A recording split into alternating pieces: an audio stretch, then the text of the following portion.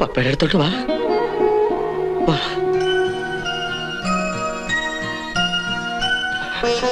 മോനവിടെ പിണങ്ങി ഇന്ന് എന്നാത്തിനാ? അമ്മച്ചി വഴക്ക് പറഞ്ഞായിരുന്നോ? പിന്നെ പപ്പയുടെ കാലെവിടാ? അത് പപ്പ എല്ലാവരെയും പറ്റിക്കാൻ വേണ്ടി കാല് മാറ്റി വെച്ചിരിക്കുവാ. 2 ദിവസം കഴിഞ്ഞ് ജയ്പൂര് പോയി പുതിയൊരു കാല് ഫിറ്റ് ചെയ്തുകൊണ്ട് വന്ന് ഓന്റെ കൈയും പിടിച്ച് ഗമേലൊരു നടപ്പുണ്ട്. മോനെ കാണണ്ടേ?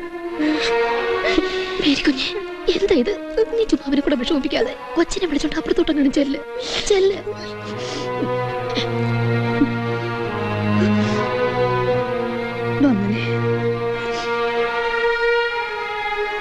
മരുന്ന് കഴിക്ക.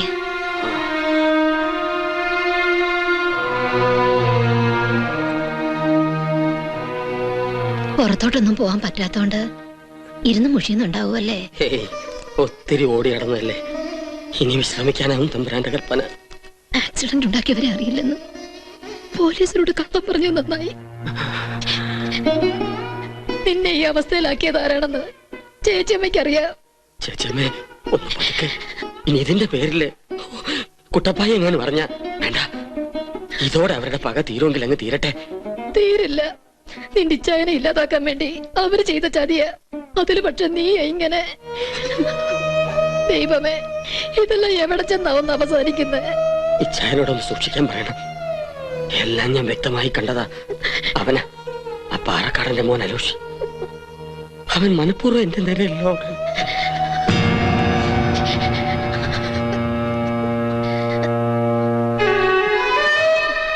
കുട്ടപ്പായി, ഇച്ഛായനെല്ലാം എന്നോട് മറച്ചു വെച്ചു അല്ലേ? കുട്ടപ്പായി, നീ ആയിട്ട് ഇനി പ്രശ്നങ്ങൾ കൂടുതൽ വഷളാക്കണ്ട.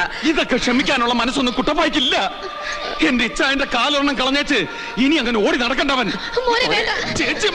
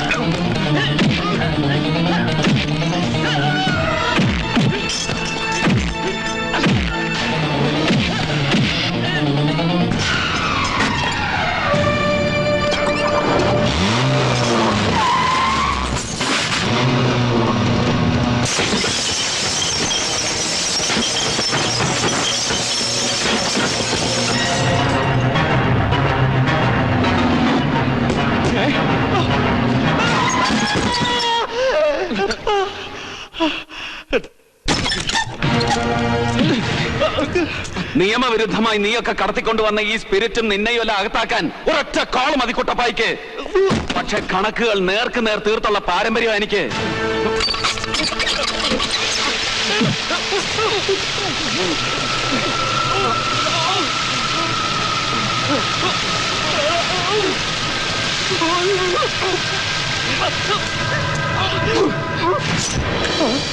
അയ്യോ, കണ്ടില്ലേ? ഇതൊന്ന് അടുപ്പിച്ചാൽ ഒരുപിടി ചാരവാ നീ.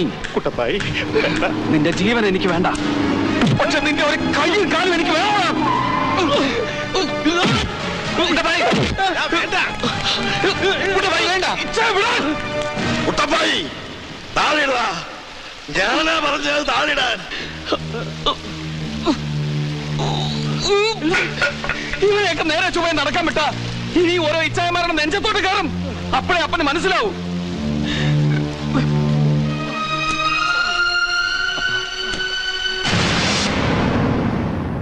നിയമത്തിന് വേണമെങ്കിൽ ദേവക്കാട്ട് മാത്തച്ഛനെ വധിക്കാൻ ശ്രമിച്ചതിന്റെ പേരിൽ ഈ അലോഷിയെ കസ്റ്റഡി എടുക്കാം, ശിക്ഷിക്കാം. And the same is applicable in your case too. അലോഷിയെ വധിക്കാൻ ശ്രമിച്ചതിന്റെ പേരിൽ കുട്ടപ്പായം കസ്റ്റഡി എടുക്കാം. But I feel... hello. ഓ സാർ, ഇല്ല സാർ, കൺക്ലൂഡ് ചെയ്തിട്ടില്ല. ഒരു ഒത്തുതീർപ്പിന് പരമാവധി ശ്രമിക്കുന്നുണ്ട് ഞങ്ങള്. MLA അടുത്തുണ്ട്. കൊടുക്കണോ സാർ? സാർ കഴിഞ്ഞിട്ട് വിളിക്കാം സാർ. ആ, കേസും വഴക്കൊന്നും കൂടാതെ കോംപ്രമൈസിൽ എത്തിക്കണമെന്നാ ദാ ഇപ്പൊ വിളിച്ചപ്പോഴും ഹോം മിനിസ്റ്റർ പറഞ്ഞത്. അയ്യോ, ഹോം മിനിസ്റ്റർ ആയിരുന്നു. ഛേ, വെച്ച് കളഞ്ഞല്ലോ കളക്ടർ സാറേ. രാവിലെ മിനിസ്റ്റർ വിളിച്ചോ പറഞ്ഞിരുന്നു ഇടക്കിടക്ക് ഇങ്ങനെ വിളിക്കുമെന്ന്. അവന്റെ ഒരു മിനിസ്റ്റർ. Please mister Avarachan. ക്ഷമിക്കണം സാർ. സി, ഇതിപ്പോ നിങ്ങൾ രണ്ടു കൂട്ടരും തമ്മിലുള്ള പ്രശ്നം മാത്രമല്ല, ശരിക്കും ഒരു ലോ ആൻഡ് ഓർഡർ പ്രശ്നം കൂടിയാണ്. യെസ്, രണ്ടു കൂട്ടർക്കും ഭരണതലത്തിൽ പിടിപാടുണ്ടെന്ന് കരുതി ഇനി ഈ കുടിപ്പക ഇങ്ങനെ നീട്ടിക്കൊണ്ടുപോകാൻ സാധ്യമല്ല. നിങ്ങൾ രണ്ടു കൂട്ടരും തമ്മിൽ ഒരു കോംപ്രമൈസ് തീർച്ചയായും വേണം. ഒന്നുമില്ലേ ഇത് എന്റെ മണ്ഡലമായി പോയില്ലേ കൊച്ചവസപ്പച്ച. ഇനി എനിക്ക് മാനക്കൻ ഉണ്ടാക്കി വെക്കരുത്. മാനം തേവക്കാട്ടുകാർ ജയിപ്പിച്ചു വിട്ട MLA അല്ലേ താൻ? താൻ അതേ പറയൂ. ഇന്നലെ ഒറ്റ ദിവസം കൊണ്ട് 1.5 കോടി രൂപയുടെ നഷ്ടമാണ് ഈ പന്നൻ ഉണ്ടാക്കി വെച്ചത്. ആദ്യം ആ കാശെടുത്ത് വെച്ചിട്ട് മാപ്പ് പറഞ്ഞു, അല്ലെങ്കിൽ പിന്നെ ഒരു കോംപ്രമൈസും ഇല്ല. 1.5 കോടി എടുത്ത് മേശപ്പുറത്ത് വെക്കാൻ തേവക്കാട്ടുകാര്, പകരം എന്റെ ഇച്ഛ എന്റെ നഷ്ടപ്പെട്ട കാല് തിരിച്ചു തരുമോ ഈ പന്ന? മിസ്റ്റർ കുട്ടപ്പായ്, പ്ലീസ് കാം ഡൗൺ. അതെ, ക്ഷമിച്ചത് കൊണ്ട് തന്നെ ഈ ഇരിക്കുന്ന അപ്പനും ഇച്ഛായന്മാരും തറഞ്ഞില്ലായിരുന്നെങ്കിൽ തല്ലി ഓടിച്ച് ദൂരെ എറിഞ്ഞേനെ. ഇവന്റെ ഒരു കയ്യും കാലും ഈ കുട്ടപ്പായി. അങ്ങനെ എന്തെങ്കിലും സംഭവിച്ചിരുന്നെങ്കിൽ നിന്റെ അപ്പനെ ഇച്ചായമാരെ നിന്റെ കൺമുമ്പിൽ വെച്ച് എന്നെ കത്തിക്കോളാം. കത്തിക്കോളാം നീ.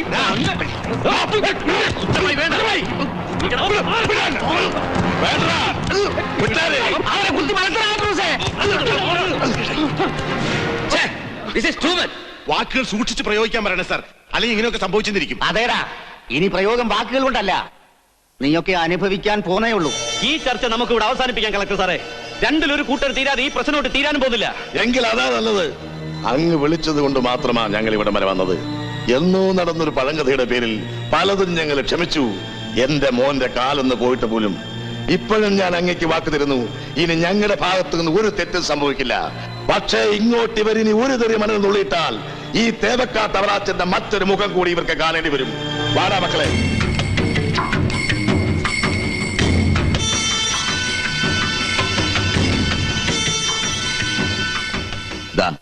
ഇനി അവരുടെ ഭാഗത്തുനിന്ന് കുഴപ്പമൊന്നും ഉണ്ടാവില്ലെന്ന് ഉറപ്പായി. അതെ, നിങ്ങൾ ഒരു വാക്ക് തരണം, തന്നേ ഒക്കൂ.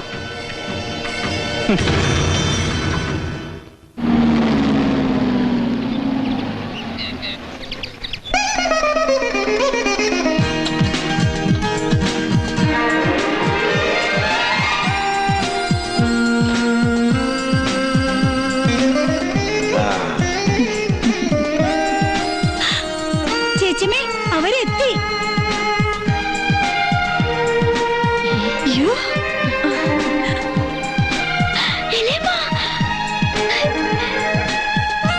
ഈശോമിശിഹായ്ക്ക് ശരിയായിരിക്കട്ടെ. നിനക്ക് ക്ഷീണം ഒന്നുമില്ല, പഴയതുപോലെ തന്നെ. മക്കളെ കൂടെ കൊണ്ടുവരാറുന്നില്ലേ? അവര് വെക്കേഷന് ഇച്ചായും വന്നിങ്ങ് കൊണ്ടുവന്നോളൂ. ഡോക്ടർ ചേട്ടന്റെ മുഖത്ത് ഇപ്പഴാണ് തെളിച്ചു വീണത്. ഹീറോണ്ടേ ഇവിടെ പണി. മേബിൾ, യാത്രയൊക്കെ സുഖമായിരുന്നില്ലേ? നീ വെറുതെ വാച പഠിച്ചു നിൽക്കാതെ അകത്തുണ്ട്. അയ്യോടാ, എന്നാ അനുസരണ. വേണ്ട കുഞ്ഞെ, ഞാൻ വേണ്ട, അവളൊന്ന് എടുത്ത് പഠിക്കട്ടെ. കൊണ്ടുപോടി. ആ,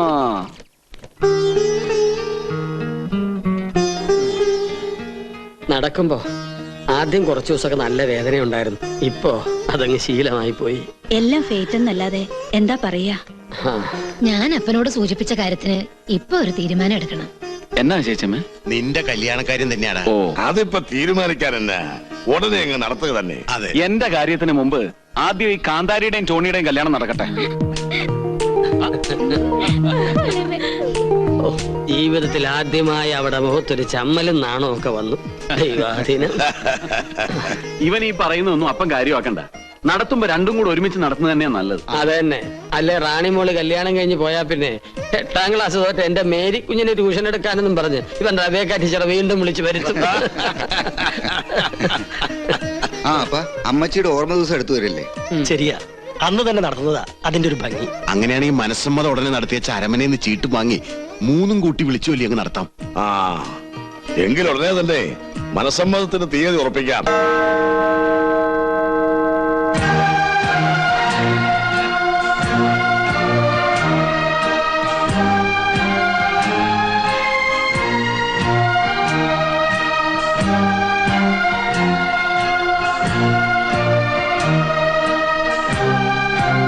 ചേർന്ന് നിൽക്കൂ.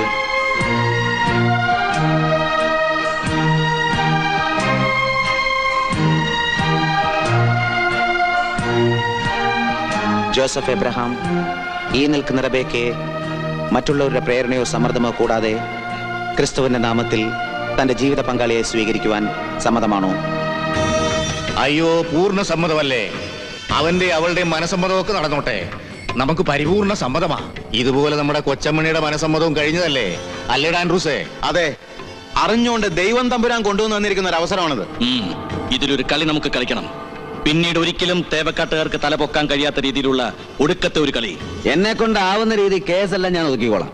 പക്ഷെ ഇനിയുള്ള കളികള് സൂക്ഷിച്ചായിരിക്കണം. അല്ല, അവരുടെ ഭാഗത്ത് നിന്ന് ഇനി കുഴപ്പമൊന്നും ഉണ്ടാകില്ലെന്ന് ഉറപ്പ് തന്ന സ്ഥിതിക്ക് നമ്മളായിട്ടൊരു എന്താ, തനിക്ക് പേടി തോന്നുന്നുണ്ടോ? ഏയ്, പേടിയുണ്ടായിട്ടൊന്നുമല്ല. തടി കൂടിയത് കൊണ്ട് പഴയതുപോലെ ഓടാൻ പറ്റില്ല, അതുകൊണ്ടാ. അവര് ഞങ്ങളെ ഒരു പുല്ലും ചെയ്യലിടോ. പക്ഷെ ഞങ്ങൾ എന്താ ചെയ്യാൻ പോകുന്നത് താൻ കണ്ടോ? അതോടെ സർവ്വ കണക്കും തീരും. പിന്നെ തേവക്കാട്ട് ചോദിക്കാനും പറയാനും ആരും ഉണ്ടാവില്ല. നാട് മുഴുവൻ അവര് കല്യാണം വിളിക്കട്ടെ. തേവക്കാട്ട് മുറ്റത്ത് കല്യാണപ്പന്തൽ ഉയരട്ടെ. കല്യാണ വീട് ആഹ്ലാദത്തിന്റെ ഉച്ചകോടി വരെ എത്തട്ടെ. പക്ഷേ എന്റെ കൊച്ചമ്മണിയെ ഈ അവസ്ഥയിലാക്കിയവന്മാരുടെ തറവാട്ടിന്ന് ഒരു പെങ്കൊച്ചും മിന്നുകെട്ടി കെട്ടിയവന്റെ കൈപിടി. എപ്പോ? ഓഹോ, നിങ്ങൾ പേടിക്കാണ്ടിരി, ഞാൻ വേണ്ട ഏർപ്പാട് ചെയ്തോളാം. അപ്പം വിളിച്ചായിരുന്നോ? കുര്യാക്കോസാ വിളിച്ചത്. ആ പാറക്കാടന്മാരെ നമ്മുടെ ടോണി മോനെ വീട്ടിൽ ചെന്ന് വീണ്ടും ഭീഷണിപ്പെടുത്തിയത്. ഇനി എന്നാ ചെയ്യൂടാ? തൽക്കാലം മറ്റാരും ഇതറിയണ്ട. കുട്ടപ്പായ എങ്ങനെ അറിഞ്ഞ നാളെ അവന്റെ കല്യാണം എന്നുള്ള കാര്യവും മറന്ന് വല്ല അവിവേകത്തിനിറങ്ങി പുറപ്പെട്ടു കളയും. ശരിയാ, എന്നാലും നമ്മളൊന്ന് കരുതിയിരിക്കുന്നത് നല്ലതാ. കല്യാണ സമയത്ത് അമ്മമാര് പള്ളിയിൽ കയറി വന്ന് എന്തെങ്കിലും കുഴപ്പമുണ്ടാക്കുന്ന എന്റെ പേടി. കെട്ടഴിയുന്നവരെ നമുക്ക് പോലീസിന്റെ സഹായം തേടിയാലോ? പള്ളിമുറ്റം നിറയെ പോലീസ് ഇറങ്ങാന്ന് പറഞ്ഞ അതല്ലാതെ മറ്റൊരു മാർഗവും ഞാൻ കാണുന്നില്ല. ഞാൻ എന്തായാലും തിരുമേനിയെ ചെന്ന് കണ്ട് വിവരങ്ങൾ ധരിപ്പിച്ച് വേണ്ടി വന്ന അനുവാദം വാങ്ങിച്ചു വരാം. എന്നാ പിന്നെ അത് തന്നെ നല്ലത്. ഞങ്ങൾ വാക്കുകൊടുത്ത കളക്ടർക്ക് തേവക്കാട്ടുകാരുടെ ഭാഗത്തുനിന്ന് ഇനി ഒരു കുഴപ്പമുണ്ടാവില്ലെന്ന്. പിന്നെ അവരിങ്ങനെ തുടങ്ങിയാൽ വിവാഹ സമയത്ത് പള്ളിയിൽ ഒരു സംഘർഷം ഉണ്ടായാൽ അത് നമ്മുടെ തിരുസഭയ്ക്ക് തന്നെ നാണക്കേടാ. കാര്യങ്ങൾ ഇത്രയൊക്കെ ആയ സ്ഥിതിക്ക് നമുക്ക് പോലീസ് സംരക്ഷണം ആവശ്യപ്പെടാം. ഓ, കർത്താവിന്റെ കൃപയുണ്ടെങ്കിൽ എല്ലാം മംഗളമായിട്ട് തന്നെ നടക്കും.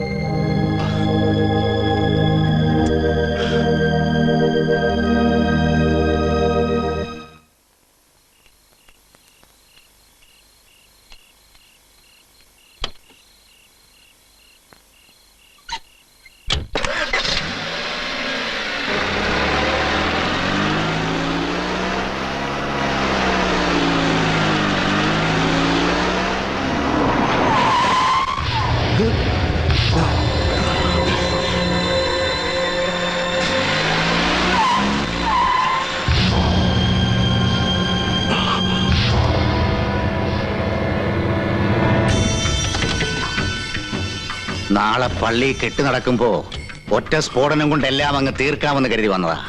പക്ഷെ അതില് പള്ളിയും കുറെ നാട്ടുകാരും കൂടെ അങ്ങ് പോവും. അത് വേണ്ടാന്ന് ദൈവം നിശ്ചയിച്ചത് കൊണ്ടാവാം നിന്നെ ഇപ്പൊ ഞങ്ങളുടെ മുമ്പിൽ കൊണ്ട് തന്നിരിക്കുന്നത്. കല്യാണം മുടങ്ങാൻ കല്യാണ ചെറുക്കൻ തന്നെ മരിക്കണമെന്ന് നിർബന്ധമില്ല. കല്യാണ പെണ്ണിന്റെ തന്ത ചത്താലും മതി. അല്ലെങ്കിൽ തന്നെ ആ പാവം ചെക്കൻ ഞങ്ങളോടും തെറ്റ് ചെയ്തിട്ടാ കണക്കുകൾ തീർക്കേണ്ടത് നിന്നോടല്ലേ? ദയവായി നിങ്ങൾ എന്നെ ഉപദ്രവിക്കരുത്. ഞാൻ നിങ്ങളുടെ കാല് പിടിക്കാം. നാളെ ഒരു ദിവസം കൂടി എനിക്ക് തരണം. എന്റെ മകളുടെ കല്യാണം കഴിഞ്ഞ് ഒന്ന് ഇറങ്ങിക്കോട്ടെ. അത് കഴിഞ്ഞ് ഞാൻ നിങ്ങളുടെ മുൻപിൽ വന്ന് നിന്ന് തരാം. നിങ്ങൾ എന്റെ ജീവൻ എടുത്തോളൂ. എന്റെ കൊച്ചമ്മണിയെ ശവമാക്കി ഇരുത്തിട്ട് നിനക്ക് നിന്റെ മോളെ കെട്ടിച്ചയക്കണമല്ലടാ.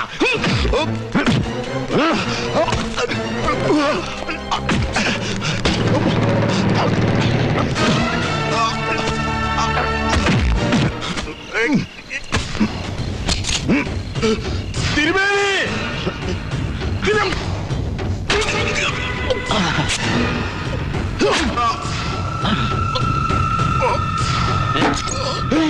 എന്താ ആരാണ് കൊപ്പിയത്?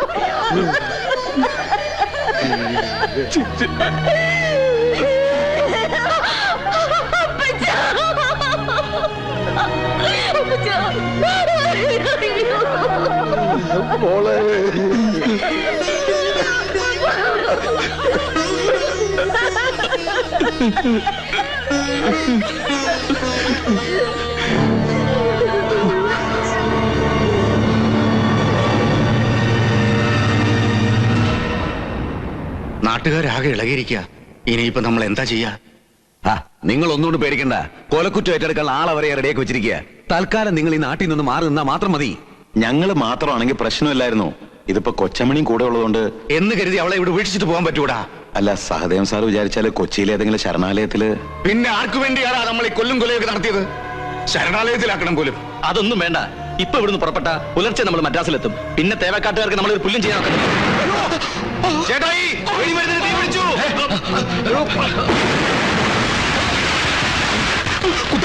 കുട്ടപ്പായി, അതേടാ കുട്ടപ്പായി തന്നെ. തേവക്കാട്ടിന് ജീവനോടെ ബാക്കിയുള്ള എന്റെ അപ്പനും ഇച്ചായന്മാരും കല്യാണ പന്തലിൽ സ്വന്തം അപ്പന്റെ ശവം കെട്ടിപ്പിടിച്ച് നിലവിളിച്ച എന്റെ റാണിമോളും ഒക്കെ ഇനി സ്വസ്ഥമായിട്ട് ജീവിക്കണം. ഒരുത്തനെ പേടിക്കാതെ സ്വൈരമായിട്ട് ജീവിക്കണം. അതിന് നിങ്ങളിൽ ഒറ്റ ഒരുത്തം പോലും ഇനി ജീവനോടെ ബാക്കിയുണ്ടാവാൻ പാടില്ല. നീ അബദ്ധമൊന്നും കാണിക്കരുത്. ഞങ്ങളോടൊപ്പം നീയും കെട്ടി ചാമ്പലായി പോകും. അറിയാവടാ, എന്റെ അപ്പനും ഇച്ചായന്മാരും ജീവനോടെ നിലനിൽക്കാൻ സ്വന്തം ജീവൻ കുരുതി കൊടുക്കാൻ പോലും തയ്യാറായിട്ടായി കുട്ടപ്പായി വന്നിരിക്കുന്നത്.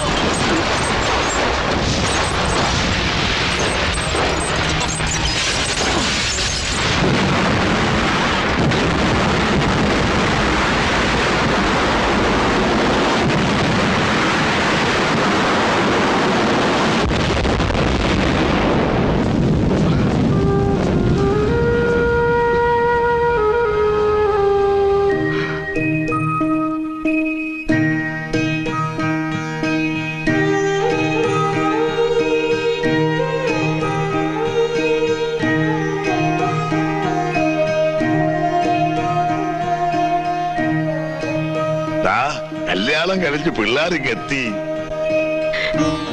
വന്നേ.